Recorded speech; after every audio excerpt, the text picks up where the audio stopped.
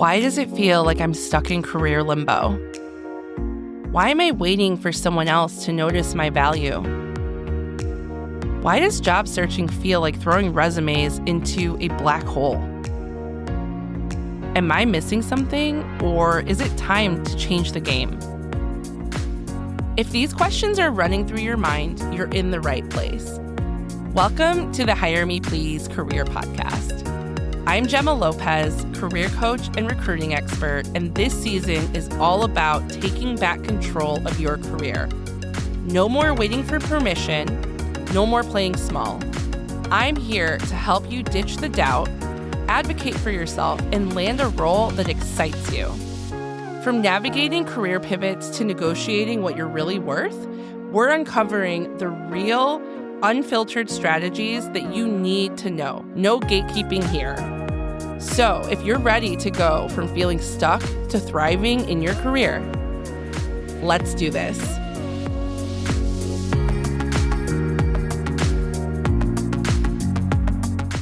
Hey there, and welcome back to Hire Me Please. I'm your host, Gemma Lopez, and today we are getting into a topic that I know so many of you need to hear. How do you nail the interview when you don't have direct experience? Whether you're pivoting industries, coming back after a break, or just trying to level up into a role that feels like a stretch, this episode is for you. And before we get started, I want to leave you with some inspiration that I hope will carry you throughout the episode. Lack of direct experience doesn't mean that you're not qualified. It just means that you need to tell your story differently. So let's jump in and talk about how to do that exactly. Let's start with the most important part that a lot of people skip over: your mindset. I talk to people all of the time who are already apologizing for themselves before they even get to the interview. They're shrinking, over-explaining, justifying. And listen, I get it. When you're walking into a room knowing that you don't check every box, it can feel like you're already behind or that you shouldn't even be there. But here's what I need you to hear. Confidence doesn't come after someone gives you a shot. It comes from owning what you do bring to the table. You have to show up as someone who believes that they are a strong candidate. Because if you don't believe it, then why should they? Confidence is not arrogance. They are not the same thing. Confidence is clarity. It's being able to say, here's what I've done, here's what I know I'm capable of, and here's how I'm going to rise to this role. So let's rewrite that internal script. Instead of, I've never done this before, or I have never managed this type of team, or I haven't worked in this industry, or I've never supported this product, try, here's how I've done something similar. Here's how I've solved problems and figured things out. Here's how I learn quickly, I adapt quickly, and make an impact right away. So now that you've got your mindset in check, let's talk about strategy. The secret weapon, which is the biggest secret weapon when you don't have direct experience, and honestly, it's the secret weapon of all interviews, but it really applies here, is storytelling. And the best framework for storytelling is the STAR method. And I know you've heard about this, but I can give you a refresher if it's been a while, or if this is the first time you're hearing about this. So the STAR stands for situation, task, action, result. And this method is gold when it comes to interviews because it gives structure to your answers and lets you connect the dots between your past and the role in front of you. It's also one of the oldest interview trained answer styles in the book. I learned the STAR method when I first started my recruiting career, probably about 15 years ago. And there are other methodologies out there, like the other one that I use myself is the motivation-based interviewing, which is more focusing on what motivates someone and why and their strengths and their values and then their passions. But The STAR method, if you master this, I promise you, this is going to give you so much more confidence in your interviews, and it's going to set you up for success. Because 9 times out of 10, the interviewer is trained in the STAR method. So they're actually going to look for complete answers within the STAR. And that's a whole other podcast episode. But if you are interested in knowing more, send me a note and I'm happy to give you a little bit more insight into it, or even put out some more content that kind of goes over the STAR methodology. So let's dive into an example so that we can really nail this home. Say you're interviewing for a senior director of culture and engagement role, but your current title is director of HR. And your work has been broad. Maybe you're even thinking too broad. You've worn every hat from compliance to recruitment to employee relations. But now, as you're looking at the next step, you want to specialize. So you could share a story like this. Last year, we had a spike in attrition across our tech teams. That's the situation, the S. Our exec team actually asked if I could lead an initiative to improve engagement and retention. That's the T, the task. I pulled together cross-functional focus groups, created an internal survey. I built out an engagement roadmap focused on recognition, manager training, and flexible work pilots.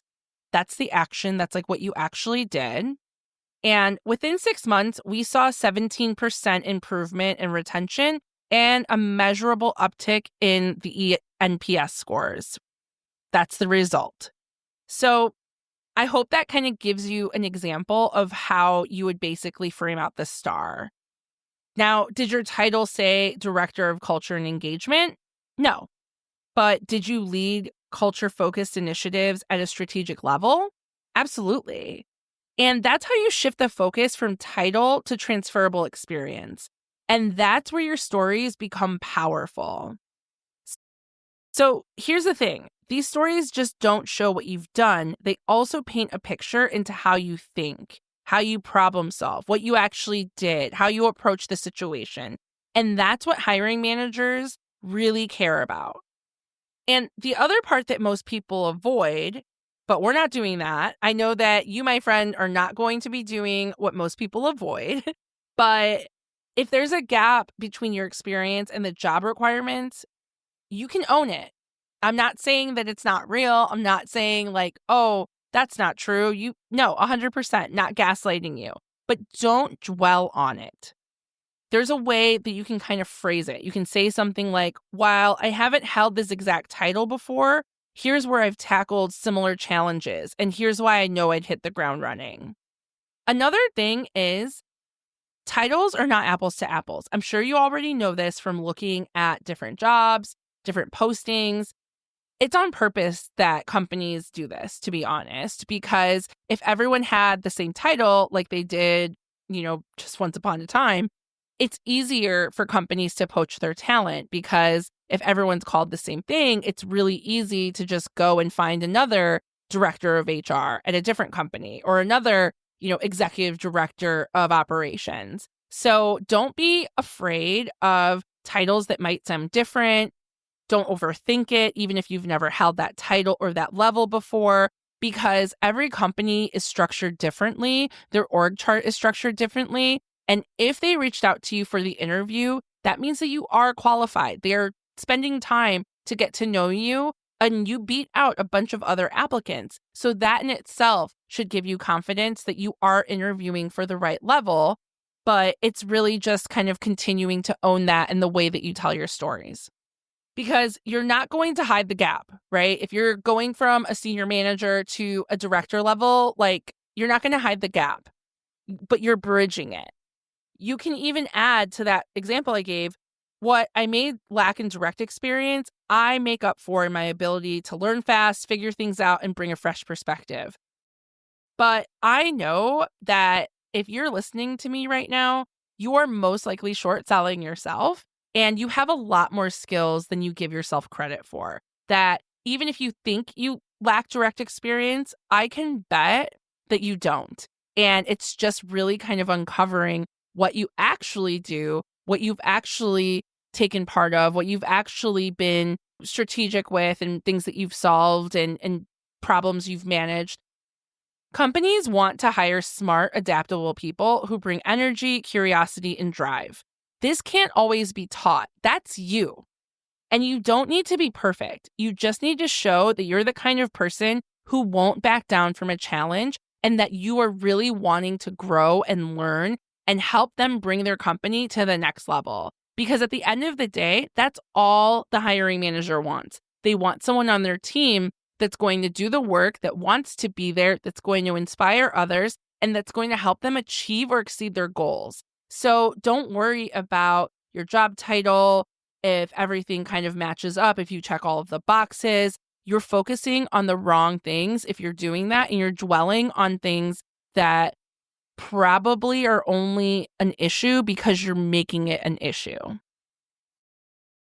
Okay, moving on to the next topic. Here's something a lot of people overlook, and it's that you just don't answer questions in your interviews, you ask them too.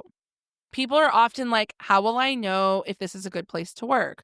How do I know that they are being sincere in the interview process? And my answer is always like, well, you have to ask. If you don't ask, you'll never know. Interviews are a two-way street. Use them not only to showcase your skills and sell yourself, but also to assess the company and see if they're a right fit for you. And also, more than that, really assess the interviewer, especially if you're interviewing with someone that's going to be on your team or your direct manager or a skip level manager. You really want to make sure that you vibe, that like you understand what their management style is, that you really assess, is this person going to advocate for me? Am I going to look forward to working with this person? Am I wanting to build a relationship with this person? Because believe it or not, your manager makes a big difference. And when you're interviewing at companies, you have a choice in the matter as well. It's not just one-sided. And I think a lot of times when we're in the job search, it's so stressful. We really are like, oh my gosh, I need to get a new job. Layoffs are happening. My company's not performing. I'm dying. I'm burnt out. I want to get out of here. But don't let all of that stress and drama take away the fact that you also have power in the interview process. They need you as much as you need them. So don't forget that, because the interview is your chance to stand out. It's your chance to share your curiosity and leave a lasting impression. And some smart questions to ask, especially if you're pivoting, are, what would success look like in this role after the first 90 days? What are some of the biggest challenges that the team is currently facing?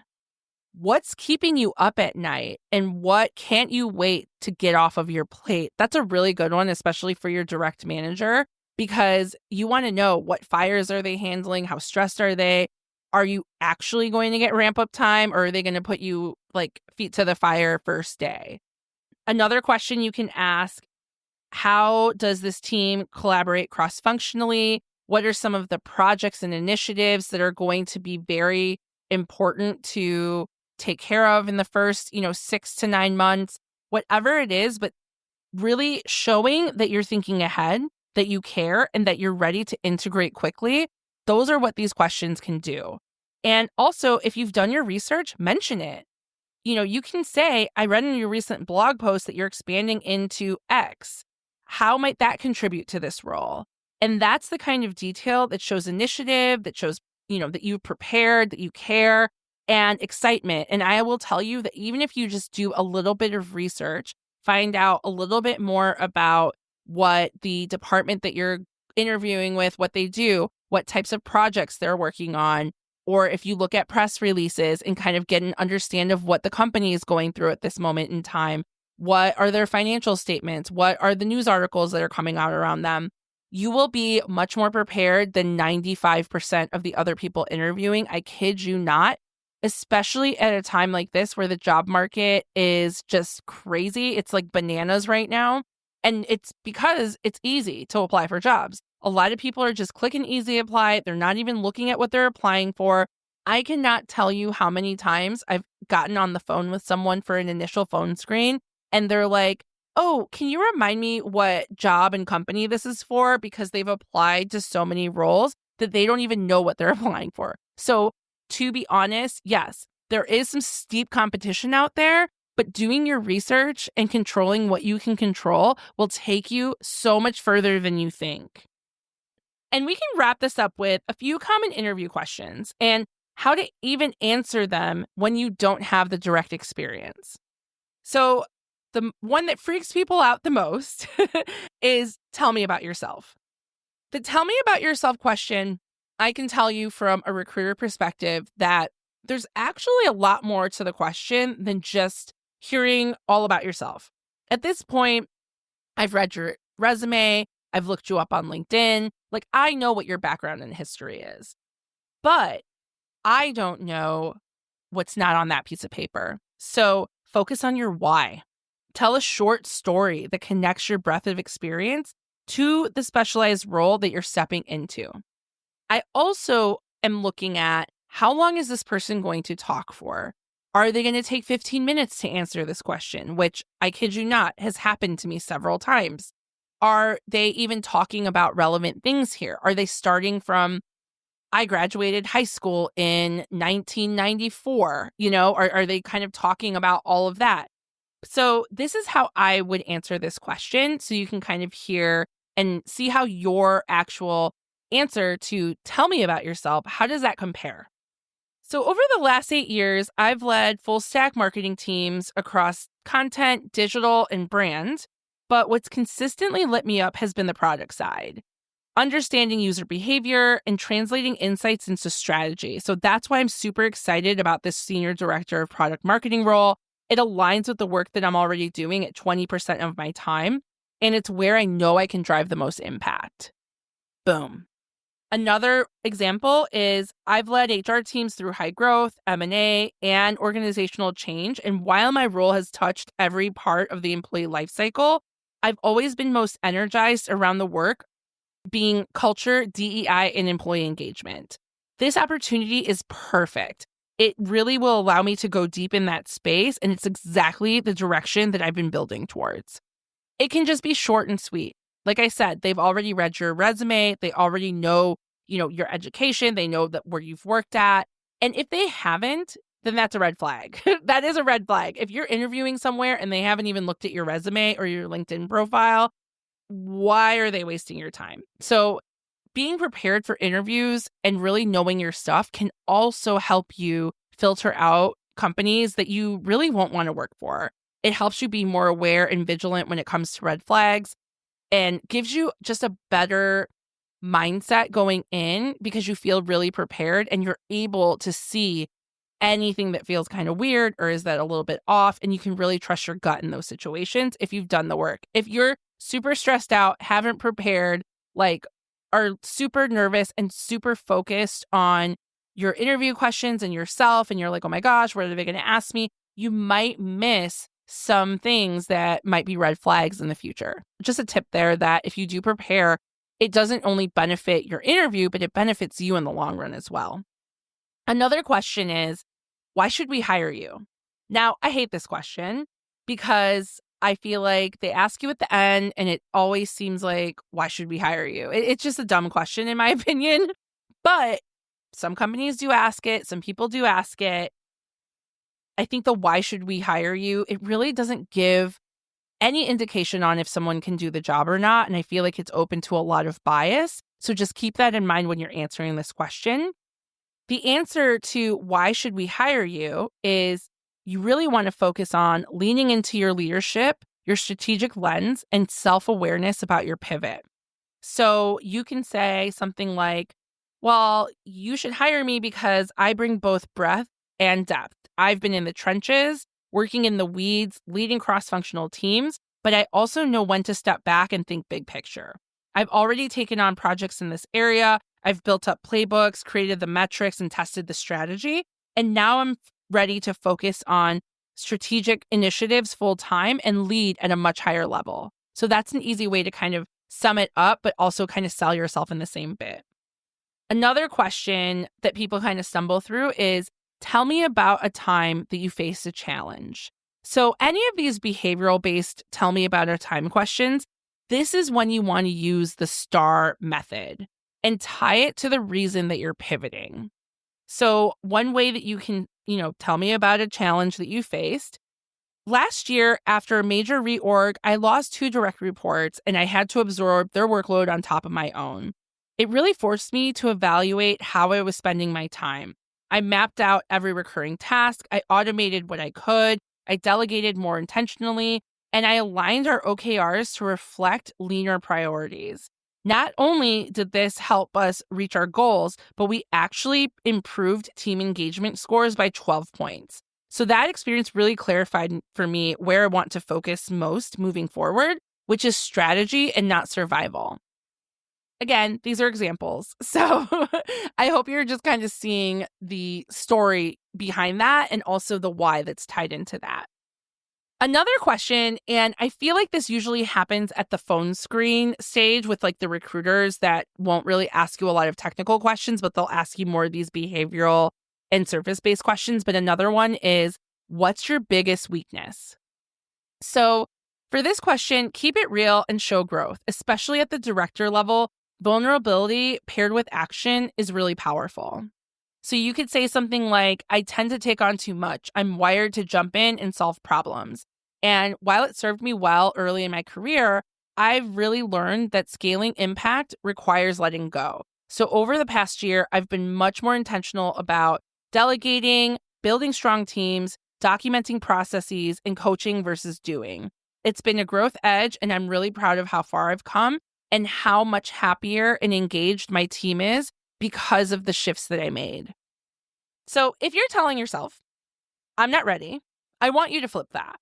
If you're freaking out about the interview, I want you to stop because the truth is you are ready and you do have way more qualifications than you think you do. You just need to show them who you are. And when you walk into that interview, remember, lack of direct experience does not mean that you are not qualified. It just means that you need to tell your story differently. So you've got this. Show up prepared, confident, and curious. Tell your story powerfully, and don't forget that you are interviewing them too. If today's episode gave you a boost, please go ahead and click that follow, subscribe, download here so you don't miss a podcast episode. And I'd love if you want to have a one-to-one conversation. I'm here. I offer a free career strategy session. So feel free to book a call with me in the show notes. And I look forward to next week. See you soon. Hey, friend. If this episode gave you an aha moment, I want to hear about it. You can connect with me on LinkedIn and tell me your biggest takeaway. Or you can even send a message right here in the show notes. And if you're done spinning your wheels and ready to take action, real action, towards a career that excites you, let's talk about it. You can book a free career strategy call with me at mycoachgemma.com. And let's get you moving forward towards a career that you love.